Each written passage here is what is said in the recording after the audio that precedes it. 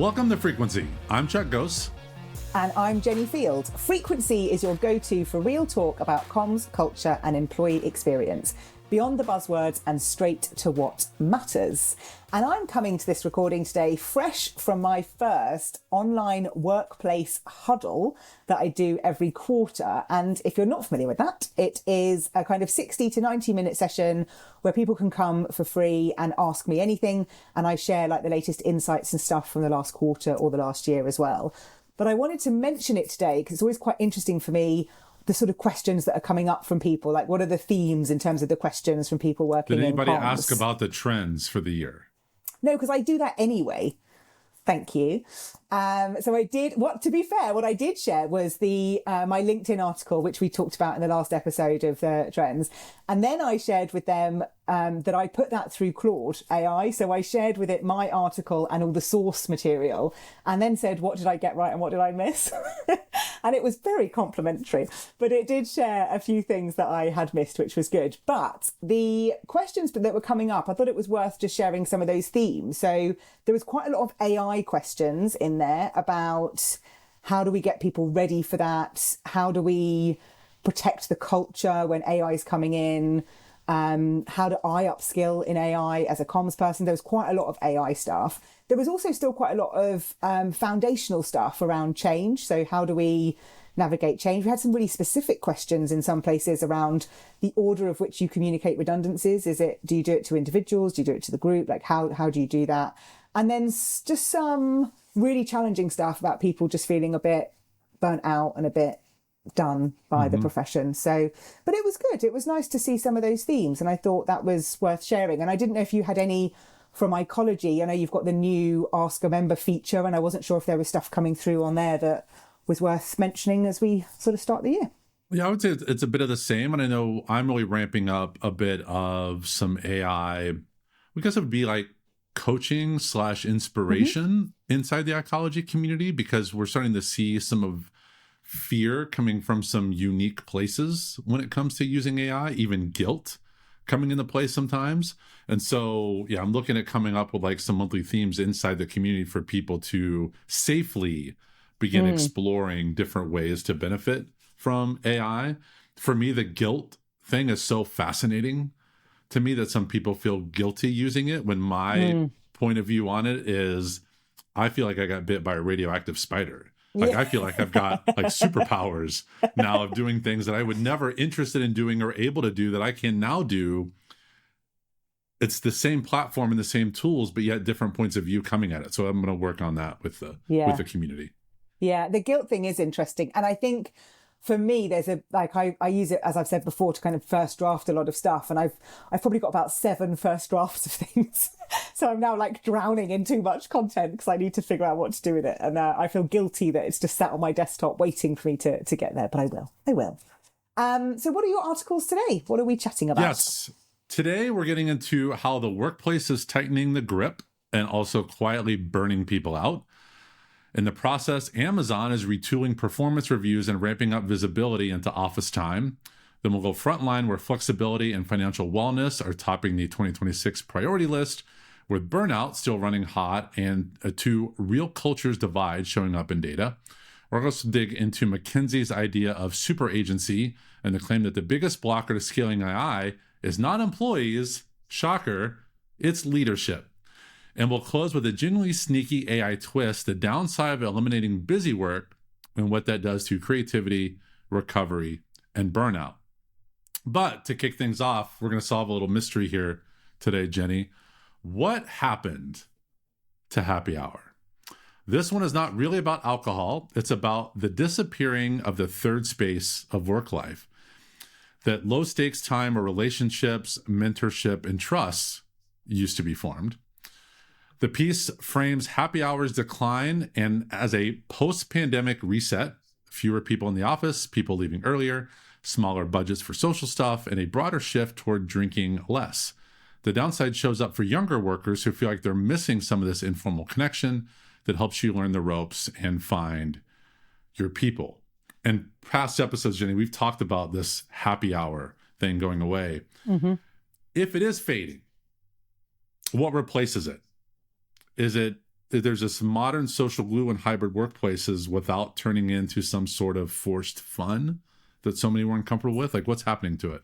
Yeah, I love the concept of forced fun because it just makes me laugh because I don't think you can really force anyone to do that. When I was reading this, it reminded me of a TikTok that I'd seen from Scott Galloway, who I know you're a big fan of, where he's basically saying young people need to drink more. So it's a clip, and he's on Diary of a CEO, and it's linked to, I think, his book that he's released.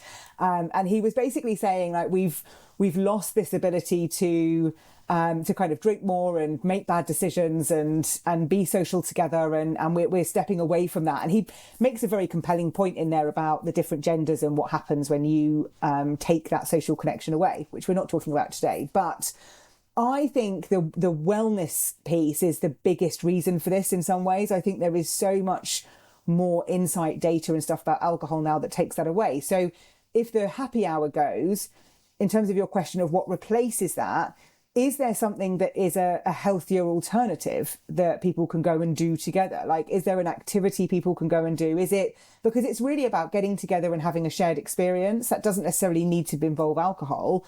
What could that shared experience be? Could it be, I don't know, axe throwing? Could it be doing ping pong? Could it be darts? Could it be all of these other things that are in these social spaces where you're hanging out, but it's not about drinking? And I think we've lost that because I think we've forgotten how to have fun at work.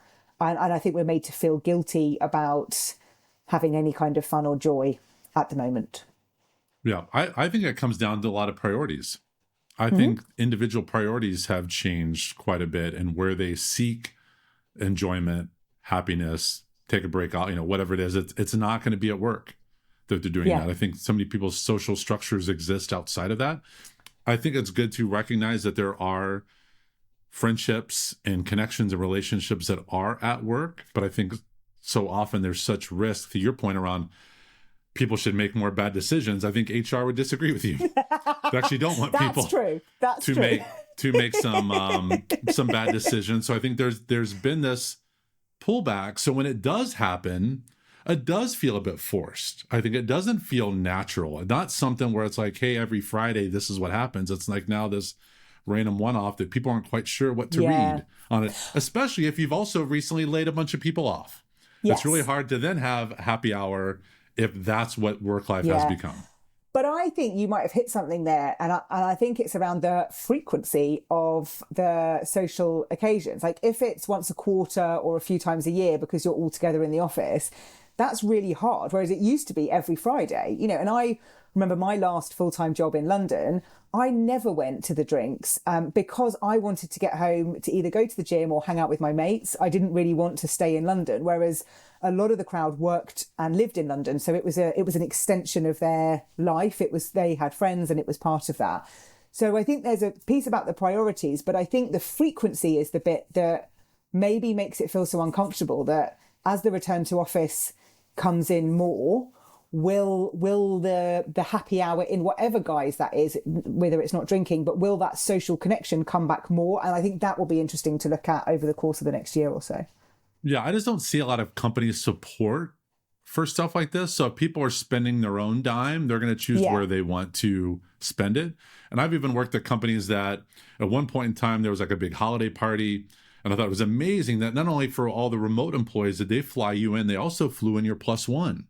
Wow. And put you up. And it was like, wow, this is a really great, truly cultural experience.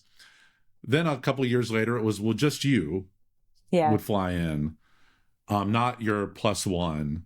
So then you're like, okay, do I pay for a friend or spouse or whoever to come in with me? And then it got to be, okay, we're not doing that, but just do them locally with people that are around. And it, like I said, it's just scale back on it. So companies actually aren't supporting this financially.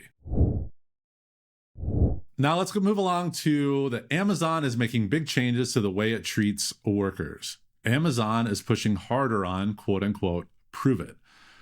This update highlighted here is a shift in performance reviews where employees are asked to list 3 to 5 specific examples of accomplishments, show impact, and spell out how they plan to keep growing.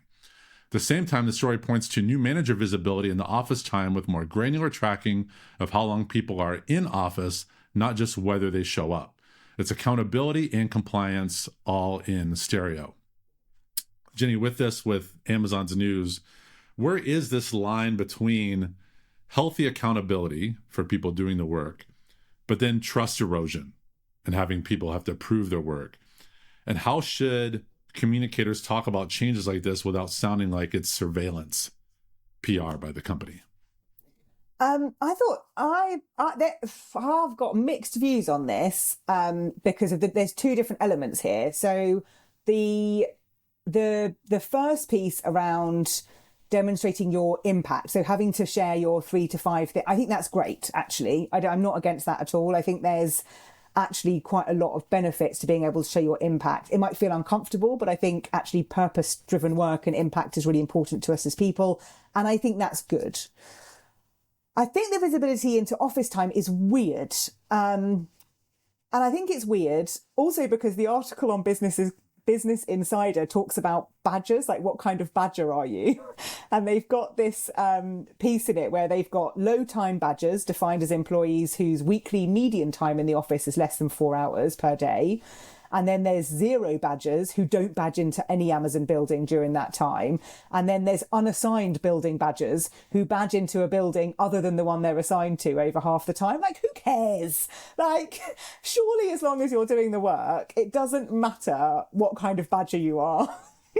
And what is this really trying to measure? I think that's the bit that I come back to, is what is it really trying to measure? Because this isn't healthy accountability. It is going to erode trust. And I can't fathom the conversation that took place to get here and who wasn't in the room to have that conversation about the impact this is going to have. My opinion, a couple of things. I got several issues with. One, if you've gotten to this point already, trust is already gone. Yeah. It's gone. There's no erosion to it. It's non-existent. My two issues with this is some of the assumptions here is that, one, it's assuming that if you're in the office, you're working, and if you're not in the office, you're not working. When we have seen people, obviously, over the past decade who are not in the office working quite well, and also people in the office who aren't doing anything other than being in the office. The sharing like the 3 to 5 things that you've done this week or your impact, that might be cool and all, but why are you asking people to share that? Is it for some very healthy reason for them to actually reflect back and look and be able to document and look for growth opportunities? Or is it this reporting structure? And this is where like there's a bit of a joke when Doge was going on in the US and one of the things that asked was, okay, everybody by 5 o'clock, like email your 3-5 things that you did this week. And it got to be this joke amongst government employees around it that no one was looking at it. No one was reading it. It was like, if this effort was somehow worth the return? So if the purpose of this was for people to look at growth and accomplishments and assemble things and celebrate wins, amazing. That is not what this feels like. But and that's weird. So my rose-tinted assumption was that first bit was linked to, meaningful conversations between the manager and employee about what you've done. And I also wasn't thinking of it on a weekly basis. I was like, this could be like a monthly thing because it'll show that. Whereas you're right, there's a cynical side, which is this is more check and balance. And I'd forgotten about the Doge thing. It does feel a bit like that as well. So always, it's given me take the cynical side. Always take. I'm learning. The more time I spend with you, the better I get at it, I swear. Good. Next up, number 3, a global study reveals flexibility and financial wellness are top 2026 priorities for frontline workers. This is a bit of a reality check of the episode. UKG's study looks at 8,200 frontline workers across 10 countries and lands on a blunt point. Flexibility and financial stability are not perks, they're retention levers. A few stats that jump out. UKG reports 76% of frontline employees reported burnout in 2025, and 47% say their organizations have 2 separate cultures, one for the frontline and one for quote-unquote everyone else. After pay, schedule flexibility is the second biggest factor in staying, with 50% saying it's hard to change shifts last minute, and 57% saying they can't take as much time off as they'd like. So Jenni, when this like quote unquote hybrid flexibility isn't an option for a lot of frontline workers. What does flexibility look like for frontline teams? And what's the comms move that can help shrink these two cultures gap, the gap between the two? So when I was reading this, I was reminded of the Culture Shock book from Gallup, which I talked about a few times last year on the podcast, because they went into quite a bit of detail about frontline workers. And what was interesting in there, this was in the US, so they were asking them if the organization was offering a variety of different options that the HR function thought was the most important. But the most common response of that was things like relaxed dress code, flexible start and end times, and then choice over the hours they work. So those were things that the frontline people wanted. It then said to them, which of these options would you change jobs to get? So what are the most important, which links into some of the stuff you're talking about. And there were two clear winners in this, and it was not the ones that the organisation offered most. It was increased paid time off or vacation time and 4-day work weeks. So 4-day work weeks, sorry. So employees with more vacation time reported higher well-being.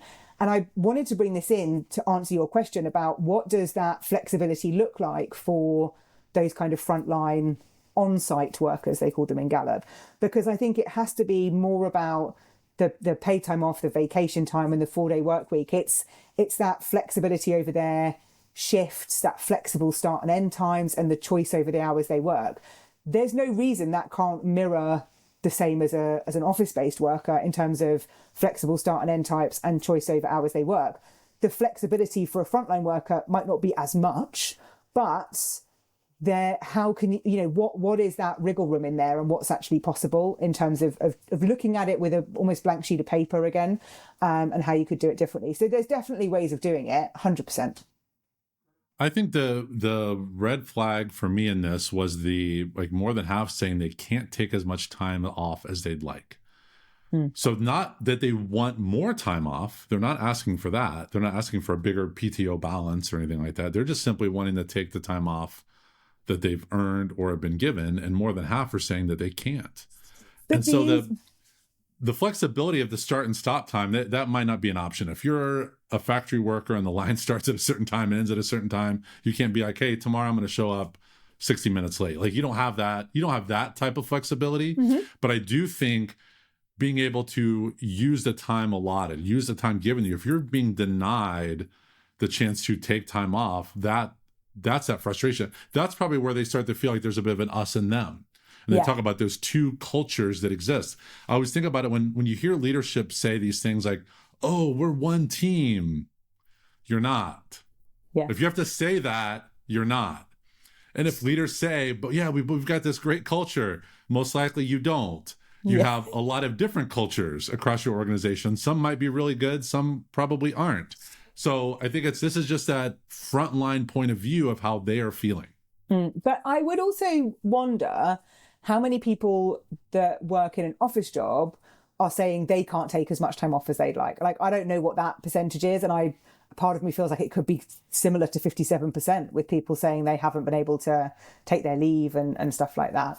I do think there is, I know what you're saying about from a manufacturing perspective, and I've worked in those environments where when the line starts here, this is when you start.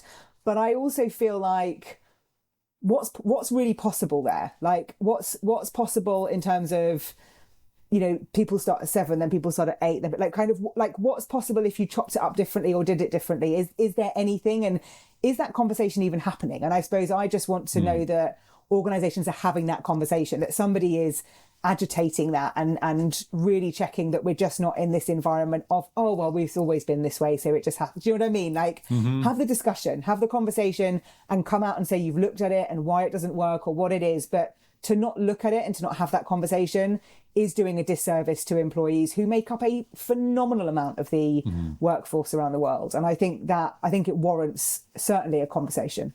I would love to hear from listeners if your organization has shift work, meaning like you have designed shifts, these set hours that different crews come and go. What sort of flexibility is available for them? Again, I've been out of that game for a while, so I would actually love to hear from listeners.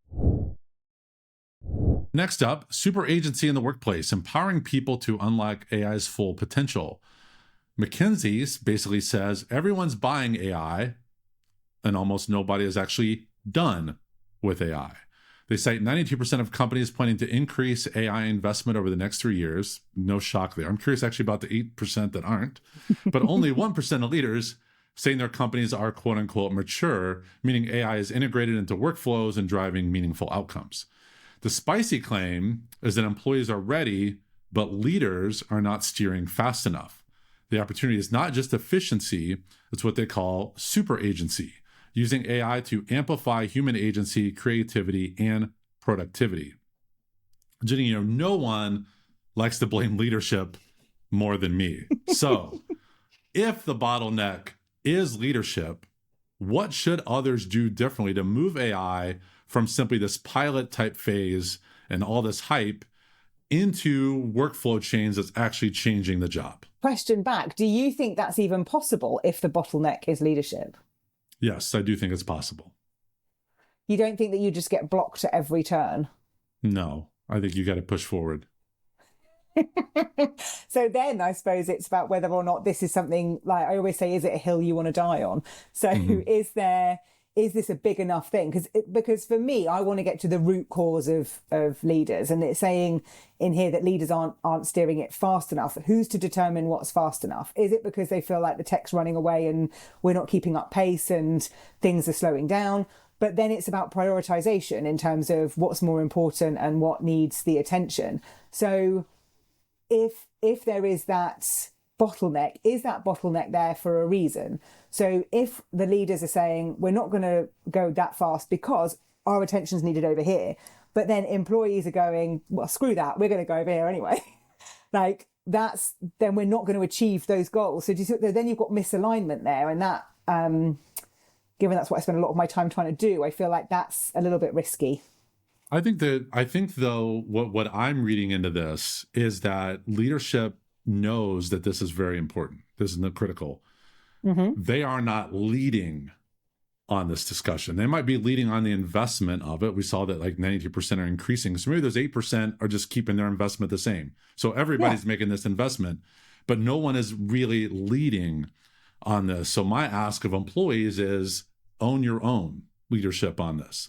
Like go and explore ways that, whether you're restricted, maybe there's guidelines that you can only use Copilot or you can only use ChatGPT or Claude or whatever, but like begin exploring ways that this can help you grow in your role. I think employees are basically tired of waiting on leadership to kind of not tell them what to do, but this is where we're going. Kind of maybe start to set your own path. And I mean, I have another request then, which would be that if the reason what's the reason they're not leading on it? And that is something I think that the HR and the people functions need to be digging into, because there could be a skills gap and a fear, and there could be anything driving that. So support leaders through that change and make sure that they have got the time to learn and the skills and do all of that, because that's a big ask, right? With everything else that's going on, and they've got to do this, and there might be a bit of fear and stuff in there, and how much space is being created to learn and play and grow to be able to lead if you don't feel confident and credible in that space. Yeah, I just don't feel like the leadership is basically saying, hey, this is really important, but they're not actually empowering people to do what they need to do. And if they would simply let people in a safe ways explore and grow, that the business will get the results. But I think right now they're sort of putting controls in place and saying this is important. We're making big investments. And not surprising me that only 1% are saying their companies are mature. I think that actually probably feels accurate, because I think with the pace of AI, it'd almost be impossible to be mature in that process. For our last story, let's move along to the downside to using AI for all those boring tasks at work. The core idea is deliciously inconvenient. Busy work is annoying, but it also creates lull time where the brain downshifts and has room for insight. Remove all the mundane tasks and you end up with days packed wall to wall with high intensity thinking, which is a fast track to mental fatigue and fewer aha moments. The examples make it tangible. Aflac CEO Dan Amos intentionally keeps low intensity rituals like handwritten notes and short reflection breaks because that mental white space, quote unquote, is where clarity shows up. Another CEO saw AI drive productivity gains, but noticed the team was mentally cooked by Friday, then moved to a 4-day work week to protect well-being and innovation. Summing this up is that automating busy work is fine if the time savings becomes real recovery, but risky if businesses just reallocate every minute into higher cognitive load. Jenni, what are your thoughts on redesigning the workday so that AI savings turns into real white space and recovery instead of just turning every role into nonstop meeting? I love this, and I think it's hitting on a point that is really, really important for us, actually. And as you were just talking then, I was like, oh, this feels like my life at the moment, in terms of being like that mental, that big stuff that I think is just taking up so much more time, because the small stuff is now being taken care of and it's automated and it's fine. And I think it also hits on the evolution of work. So this whole, and we've talked about this before, because I went into a rabbit hole of why do we have a 5-day work week and a 2-day weekend, and who can change that. But I think when we have to start to redesign the working week to make sure that there is that space in recovery. And when I was looking at some stuff with a client recently, I was looking at why they've moved to a 4-day work week and what was the reason for doing it, in order to then allow us to do the success measures and stuff. And actually nothing's been addressed in terms of the reasons for doing it. We've just, we've tried to do that 4-day work week, but we've not then dealt with the other things that kind of go around it. So I think this is huge. And I think this also links to one of the big themes that I was talking about last week on the time commodity of work, the big trends that we're seeing about the fact that work has to settle now. Like, we've been experimenting for a while with flexibility and hybrid and all this stuff, and actually we've got to operationalize it. This, for me, is where it's got to go. I think we've got to think about how much time we need to spend at work, and realistically what the work is, if so much of the simple stuff that was taking up time is no longer needed as in terms of as much time. So I love it. I think it's something I'm going to probably share separately on LinkedIn, linked to this anyway, because I think it's really important. As I was first reading this, I realized it really has nothing to do with AI. It really has to do with the way we are all managing our days at work. And there's a lot of things that we've talked about that AI does really well, which is like it used to be, which basically meant that because I don't take notes, that if I was in a meeting and someone said, is anyone taking, I wasn't taking notes. Like my brain doesn't take notes. So I would miss things. Well, whether you use Zoom or Teams or whatever, and you use the AI companion, it is now recorded. So I don't have to worry about that. But now the product is better because I can now go back and reflect that. That's where that AI is that assistant, it is that add-on to it. I think when you talk about tasks that people were doing that now goes away, and work thinks about it as reclaiming time, I don't think we're getting that detailed yet. I don't think that leadership is even aware of that stuff. Like all of a sudden, now I've got an extra 15 minutes a day because I do that. I better spend that 15 minutes doing something else. I think for me, this article is really about protecting your time and recognizing the benefit of giving yourself some mental breaks. Yeah. Giving yourself some time to just simply reflect. And whether it is this quote unquote low intensity rituals that this Aflac CEO talks about, or mental white space. I'm going to try to use that at home in a conversation at some point, where I talked about that, where I crave boredom. I crave those times where you don't have something that you have to do right then, and you can just kind of pause and think and dream and brainstorm or whatever it is you do in that time. To me, that's when the best ideas come into play. So yeah, AI might actually help you do that. And what some person might describe as boring task, another person might actually really enjoy.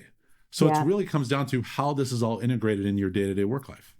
And it's making sure that you're not packing in your day with just more stuff because stuff's being done quicker. And I think, and you're right, it is a time piece. I mean, when I'm doing one-to-one conversations with leaders and stuff like that, I always have a half an hour gap between them. And I don't have anything to do in that half an hour gap, but I need to look outside because I've been looking at a screen for 90 minutes, or go make a cup of tea, or chit chat to it's just something that's a bit nonsense. But nearly always in that time, I'll remember there's something I need to do, or I'll make a note to something, because you need that little bit of quiet. But I think there's just a lot about how we how we need to understand how we work as individuals and the impact of technology on that. And that does link some of the wellness stuff that I think people have talked about generally this year about technology and all of that stuff. I was reading some wellness trends the other day. So there's just getting to know yourself, to your point, a bit better, and making sure you're not packing everything in with technology.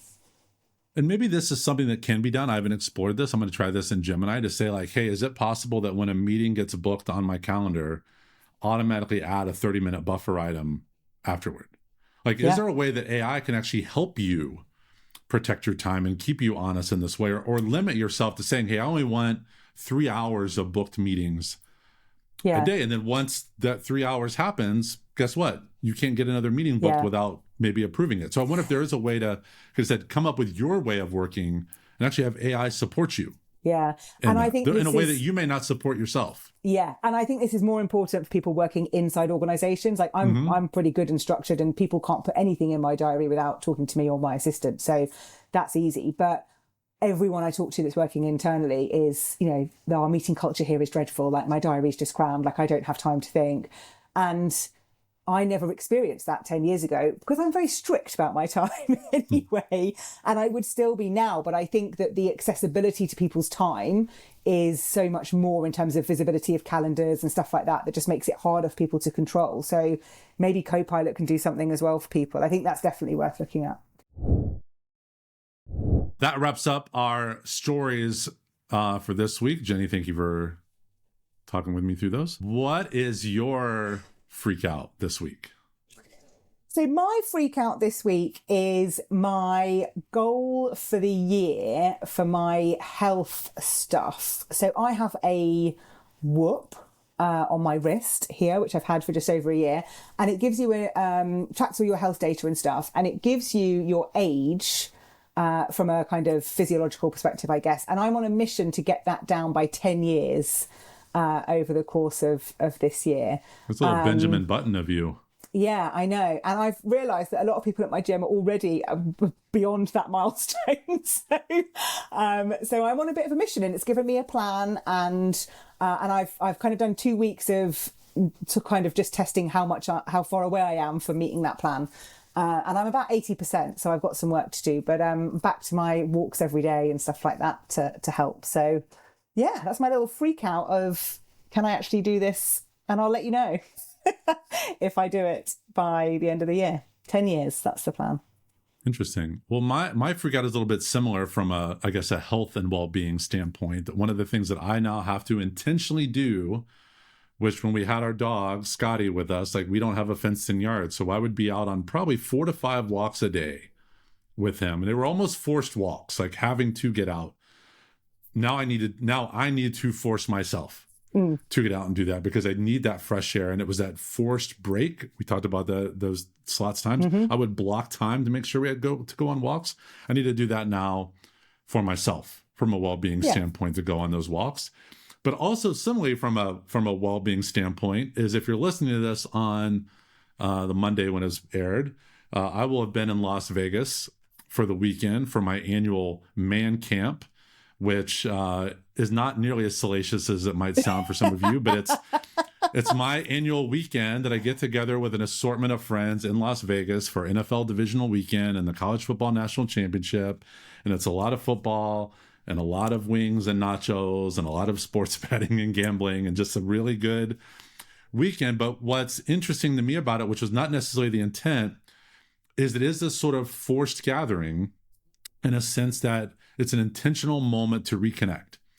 And truly, guys come from all over the country to come in for this. A lot of times when it started, I was the only one connecting all of them. And now new friendships has developed afterward. And so it's really cool, as I've shared with this people, hopefully this is something that continues on into we've got age ranges from mid-20s to mid-60s of guys that go out there. So I hope this continues on even to when I'm in my mid-60s and beyond. But it's this very intentional gathering of people getting together, have some fun, enjoy that time, and obviously breathe in that wonderful Las Vegas air. So yeah, that sounds good. I'm excited. I'm excited for you, because it's all football in my house at the moment as well. So yeah, I'll be watching it, but from this side of the pond. Absolutely. Well, thank you all for joining us this week. All the articles that have inspired this conversation are in the show notes, and don't forget to rate and review after you've listened. Subscribe so you don't miss another episode, and pass this along to someone you think would enjoy listening or watching, because you can also find us on YouTube. Thank you to my friend Poet Ali for contributing the music to the show. We're back every Monday with more news, insights, and opinions about everything comms and leadership in workplaces today. Keep tuning in and turning up.